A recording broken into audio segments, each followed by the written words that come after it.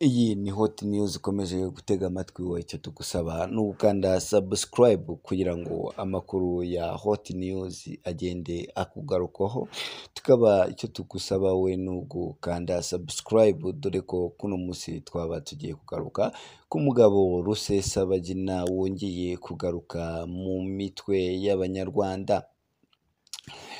Uyu ni umugabo Paul Rusesabagina wagiye atangazwa mu minsi yashize ubwo yazaga kugenda afatwa akaza no kujya mu rukiko, dore ko uyu mugabo yanafunzwe hano mu Rwanda akaza kurekurwa ku mbabazi za Perezida wa Repubulika, dore ko uyu mugabo we ubwe yaje kwaka imbabazi Perezida wa Repubulika y'u Rwanda, akaza kumubabarira hamwe na bagenzi be bari bafunganywe bafite dosiye imwe, harimo Sakara ndetse n'abandi babanaga mu mutwe washinjwaga kugenda uhungabanya umutekano w'igihugu. Uyu mugabo Paul Rusesabagina rero yaje kugaruka mu mitwe y'Abanyarwanda, dore ko yaje kuza kuno munsi gushimagizwa na ambasade ya Amerika, dore ko ambasade ya Amerika yaje kumutakagiza imugira intwari mu gihugu cy'u Rwanda, dore ko ngo mu gihe cya Jenoside yakorewe Abatutsi, Amerika yo na ambasade yayo yagiye ishyira hanze ko uyu mugabo yabaye intwari, dore ko hari imibare yagiye ishyirwa hanze ko ngo yaba yararokoye. Amerika yongeye gusonga Abanyarwanda yitwaje filimi yagize Rusesabagina igitangaza. Ambasade ya Leta Zunze Ubumwe za Amerika muri Lesotho yakoze Abanyarwanda mu nkovu, ivuga ko igiye kwerekana filimi yitwa Hoteli Rwanda, isingiza Paul Rusesabagina nk'intwari, inarenga yanga kuvuga ko mu Rwanda Abatutsi bishwe muri Jenoside.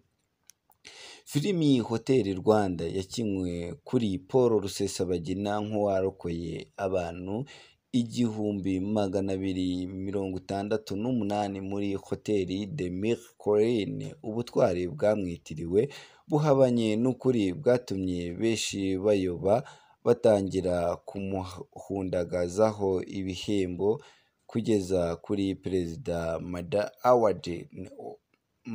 Award of Freedom yahawe na Perezida George Walker Bush wa Amerika mu Ugushyingo 2005. Ubutumwa bwa ambasade ya Leta Zunze Ubumwe za Amerika muri Lesotho yashyize kuri Twitter buvuga ku wa gatanu tariki ya 14 Mata saa 8 z'amanywa hazerekanwa iyi filimi igaragaza ubutwari bwa Paul Rusesabagina mu kurokora impunzi. Ni filimi igiye kwerekanwa nyuma y'igihe kitageze ku kwezi Rusesabagina afunguwe mu Rwanda ku mbabazi za Perezida wa Repubulika, nyuma y'uko ahamijwe ibyaha by'iterabwoba bishamikiye mu mutwe w'iterabwoba wa FNLD yashinze, ndetse akaba yari uwubereye n'umuyobozi. Ni mu gihe kandi u Rwanda rumaze igihe runenga uburyo Amerika yinangiye mu gukoresha imvugo iboneye ya Jenoside yakorewe Abatutsi. N'ubu mu itangazo rya ambasade ya Lesotho nta na hamwe havugwa ko ibyabaye mu Rwanda ari Jenoside yakorewe Abatutsi, ahubwo bayise Jenoside yo mu Rwanda. Abanyarwanda bakoresha Twitter bibukije ambasade ya Amerika muri Lesotho ko inkuru ivugwa muri Hoteli Rwanda ari impimbano idahuye n'ukuri, ku buryo abantu bajya kuyisingiza. Uwitwa Mugenzi Felix yagize ati Hoteli Rwanda ni filimi mpimbano. Paul Rusesabagina nta bantu igihumbi na magana abiri yarokoye ni filimi ya Hollywood. Ni nk'uko Sylvester Stallone atigeze arokora abanyamerika muri Vietnam, cyangwa se Bruce William nawe ntiyigeze arokora isi ngo ntigwirwe n'ikibuye kinini. Mugenzi we witwa Fabrice Rugumire yagize ati ibi ni igisebo, ntabwo mwari mukwiriye kubikora. Hari filimi zivuga ukuri kw'ibyabaye zitari nk'iyi y'impimbano yuzuye ibinyoma. Dieudonné Rusanga yasabye ambasaderi y'Amerika muri Lesotho kwirinda kuyobya abantu. Iyi filimi ibeshya ko Rusesabagina yabaye intwari ikita ku mpunzi zari zahungiye muri Mille-Collines, ni mu gihe abari bayihungiyemo nta bufasha na buke bahawe, ahubwo bose bibeshejeho bakajya baniyishyurira ibikenewe byose, mu gihe filimi ivuga ko Rusesabagina yabitayeho nta kiguzi. Odeta Nyiramirimo uri mu bahungiye muri Mille-Collines yagize icyo abwira ikinyamakuru Igihe ko mu cyumba kimwe bakibagamo ari abantu barenga 27. Ati abafite amafaranga barishyuraga, abatayafite bagasinya. Natwe niko twabigenje, ntayo twari dufite, ahubwo nasanze nari mfite n'agasheki mu mufuka nagasinyeho k'amadolari asaga 400. Bayankuyeho hariya muri BCR nyuma ya Jenoside hoteli Mille-Collines. Abandi bahungiye muri hoteli des Mille-Collines barimo abakomeye nka Rubangura Bernard Makuza wabaye perezida wa Sena, na Makuza Bertin wari umunyenganda. Burinda bahitanywe n'abo bose.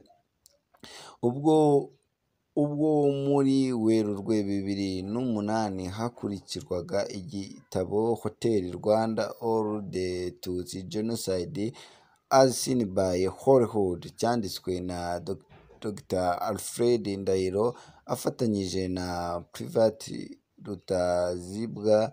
Bernard Makuza wari minisitiri w'intebe yashimangiye ko nta muntu Rusesabagina yarokoye ku bwe.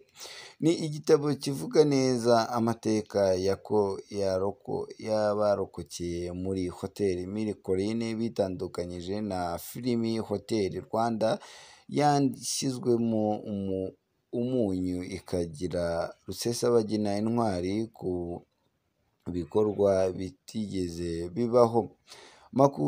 Makuza ati twese twishyuye amafaranga ngo tugume muri hoteli, kandi nta muntu yagiye hanze kurokora. Abantu barazaga bakaguma hano kuko bishyuye amafaranga. Icyo gihe yanibukije ko ubwo yahuraga na Rusesabagina muri hoteli ati yanunze urutoki avuga ko nkanjye wari umujyanama wa Agatha Uwiringiyimana ndi mu bantu bazanye ibibazo. Makuza yabaye umujyanama mu mategeko wa Uwiringiyimana wari minisitiri w'intebe wabaye umwe mu bantu bishwe muri Jenoside igitangira. Gasamagera Walaris wagize muri iyi hoteli iminsi 2 mbere y'uko Rusesabagina ahakandagira, ubwo yari senateri muri 2011. Ni umwe mu bashimangiye ko batswe amafaranga kugira ngo bahabwe icumbi. Yagize ati nishyuye amafaranga y'u Rwanda 180 y'iminsi 4, ariko kuko nari mfite amafaranga make, nyuma y'ibyumweru 2 bahise bankura muri icyo cyumba. Twavuga ko rero ari filimi yagiye ijya hanze, dore ko yababaje abanyarwanda cyane cyane kuba Amerika